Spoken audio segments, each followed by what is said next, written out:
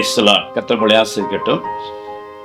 மத்தேயு சுவிசேஷ புத்தகம் 26ஆம் அதிகாரம் 58ஆம் வாக்கியத்திலே பேதுருவை குறித்து ஒரு வார்த்தை இப்படி சொல்லுகிறது.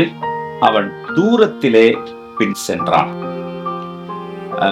என்னை பின்பற்றி வா என்று அழைக்கப்பட்ட பொழுது எல்லாவற்றையும் விட்டு நான் உனக்கு வருகிறேன் சொல்லி துணிந்து வந்தவன். பல இடங்களிலே அவனால் பாராட்டப்பட்டவன், பயன்படுத்தப்பட்டவன், அதிகமாய் ஆலோசனை கொடுக்கப்பட்டவன், இயேசு கிறிஸ்துவால் வழிநடத்தப்பட்டவன். பல பல மேன்மையான காரியங்களுக்காக பேதுருவோடு தன்னோடு கூட இயேசு வைத்து அவனை பயன்படுத்தினார். ஓடினவன், நல்லா உழைத்தவன், நல்ல வைராக்கியமாயிருந்த அந்த பேதுரு இப்பொழுது வேதம் சொல்வது அவன் தூரத்திலே பின் சென்றான். விழுந்து போறதுக்கு காரணம் தெரியுமா?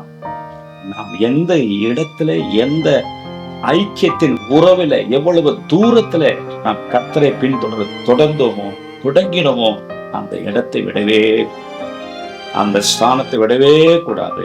நான் அவர் மார்பிலை சார்ந்து கொண்டு ஊழித்து செய்கிறேனா, கடந்து போகிறேனா, அதுலதான் இருக்க வேண்டும்.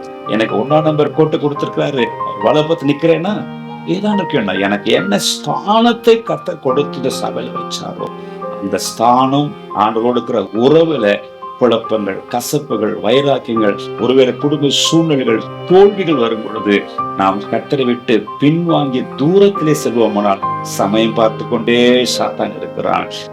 தூரத்திலே பின் சென்ற பேதுரு அந்த இடத்துல விழுந்து போனான். அவன் மறுதலித்தான்.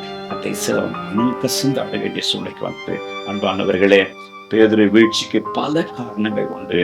அதுல ஒன்று, அவன் தான் போக வேண்டிய இடத்தை விட்டு தூரத்திலே பின் சென்றான். ஜபத்துக்கு போறதோ, ஆராதிப்பதோ, ஏற்றுக்கொள்வதோ எதுவா இருந்தாலும் அவன் கொஞ்சம் கொஞ்சமாய் படிப்படியாய் அவன் குறைத்து கொண்டான். அதனை வேகம் குறைத்ததுனாலே அவனை சத்துருவிலை தள்ளினான். உற்சாகமாய் இருங்கள். கர்த்தர் உங்களை பயன்படும்.